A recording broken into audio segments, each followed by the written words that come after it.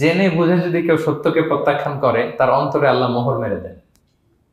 জেনে বুঝে সত্যকে প্রত্যাখ্যান করলে, আমি বুঝি নাই, আমি শুনি নাই, আমি জানি নাই, এটা আল্লাহ মাফ করবে। আমি কনভিন্স হই না, এই জন্য মানতেছি না, কিন্তু আমি জানি এটা সত্য, এরপরেও যদি সত্যটা গ্রহণ না করি তাহলে কার মুক্তি আছে বলেন তো? না, তাহলে এর মুক্তি নেই। এজন্য যারা সত্যান্বেষী তাদেরকে আল্লাহ পছন্দ করেন। ভুল করে না এরকম কোনো মানুষ নাই পৃথিবীতে, সবাই আমরা ভুল করি, সবার ভুল হয়, এটাতে কোনো অসুবিধা নেই। কিন্তু জেনে আমি সত্যকে মানবো না, এটা আল্লাহ কখনো মেনে নেয় না। অন্য আয়াতে সূরা বাকারা আল্লাহ বলছেন, খতামাল্লাহু আলা কুলুবিহিম ওয়া আলা সামঈহিম ওয়া আলা আবসারিহিম গিশাওয়া ওয়া লাহুম আযাবুন আযীম।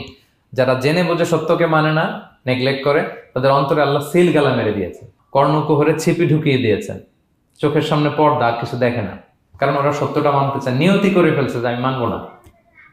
কেউ যদি নিয়ত করে ফেলে দেন আমি বুঝবো না, যত বুঝাক তারা বোঝানো যাবে? আমরা বাংলা একটা কথা বলি না যে ঘুমিয়ে থাকলে তাকে জাগানো সহজ, কিন্তু ঘুমের ভান ধরলে,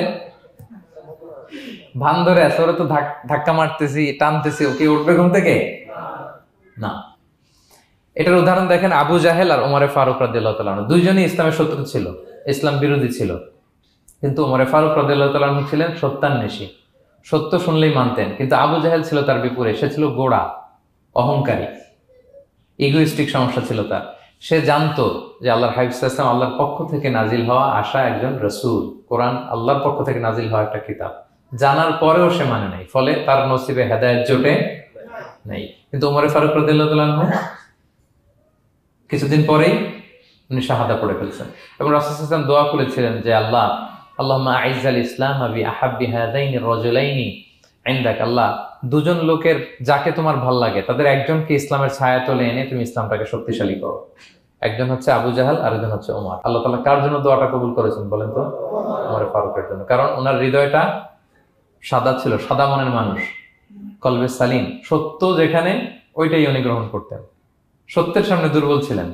আর আবু জাহেল জেনে বুঝে সত্যকে প্রত্যাখ্যান করেছে। জেনে বুঝে সত্য প্রত্যাখ্যান করলে আল্লাহ তার জন্য হেদায়েত বরাদ্দ রাখেন না।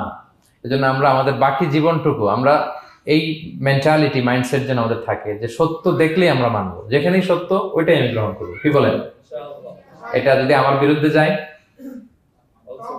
আমার দলের বিরুদ্ধে গেলে, বাবার বিরুদ্ধে গেলে, মানতেই হবে আমাকে। সত্য যেখানে আছে ওখানেই আমাদেরকে ছুটে যেতে হবে।